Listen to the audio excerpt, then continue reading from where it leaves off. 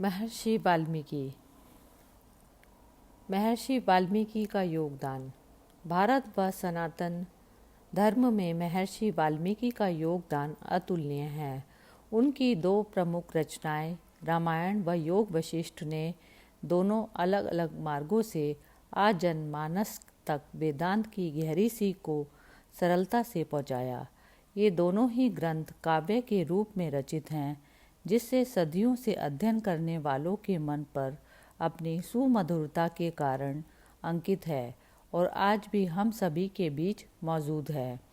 जहाँ रामायण श्री राम की जीवन गाथा से हमें सनातनी सूत्रों से अवगत कराती है, दूसरी ओर योग वशिष्ठ हमें श्री राम और उनके गुरु वशिष्ठ के बीच हुई वेदांत चर्चा को प्रस्तुत करके वेदांत के रस को कहानियों के माध्यम से हमें हमारे लिए सुलभ बनाती है।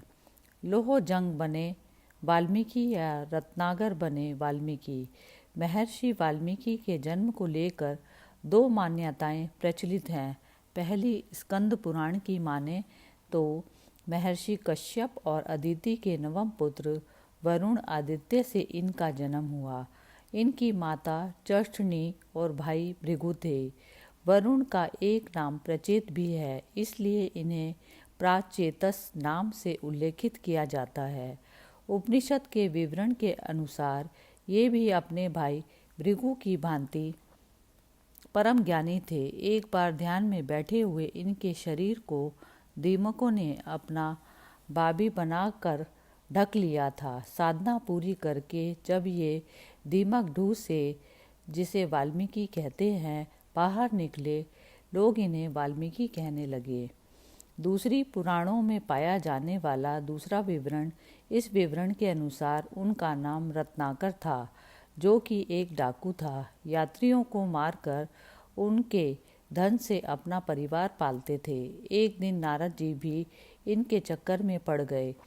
जब रत्नाकर ने उन्हें भी मारना चाहा तो नारद जी ने पूछा, जिस परिवार के लिए तुम इतने अपराध करते हो, क्या वह तुम्हारे पापों का भागीदार बनने को तैयार है? रत्नाकर नारद जी को पेड़ से बांधकर इस प्रश्न का उत्तर जानने के लिए घर गए। वह यह जानकर स्तब्ध रह गए कि परिवार का कोई भी व्यक्ति उनके पाप का भागीदार बनने को तैयार नहीं है। लौटकर उन्होंने नारद जी के चरण पकड़ लिए और डाकू का जीवन छोड़कर तपस्या करने लगे। इसी से उनके शरीर को दीमकों ने अपना घर बनाकर ढक लिया, जिसके कारण वे वाल्मीकि के नाम से प्रसिद्ध हुए। कुछ लोगों का अनुमान है कि हो सकता है महाभारत की भांति रामायण भी समय समय पर कई व्यक्तियों ने लिखी हो और अंतिम रूप किसी एक ने दिया हो और वह वाल्मीकि शिष्य परंपरा का ही हो। शोक से उठा था पहला श्लोक। अपने शिष्य भारद्वाज के साथ वाल्मीकि तमसा नदी के तट पर नहा रहे थे। तभी उन्होंने व्याघ द्वारा नदी में तैरते क्रौंच पक्षी के जोड़ों में से एक को मारते हुए देखा। इस दृश्य से वह बहुत आहत हुए और शोकाकुल होकर उन्होंने व्याघ को जो बोला उसे ही संस्कृत में पहला श्लोक माना जाता है। ये उद्गार लौकिक छंद में एक श्लोक के रूप में थे। माँ निषाद प्रतिष्ठताम त्वं गता शाश्वती समा यत् क्रौंच मिथुनादेक वद्मि मधवी काम मोहितम।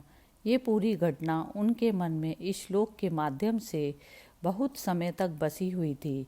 अपनी पीड़ा के विषय में जब उन्होंने नारद जी को बताया तो उन्होंने उन्हें श्री राम की कथा सुनाई और उसे काव्य के रूप में प्रस्तुत करने की प्रेरणा दी। अपने पहले श्लोक को आधार बनाते हुए उन्होंने पूरे महाकाव्य की रचना की।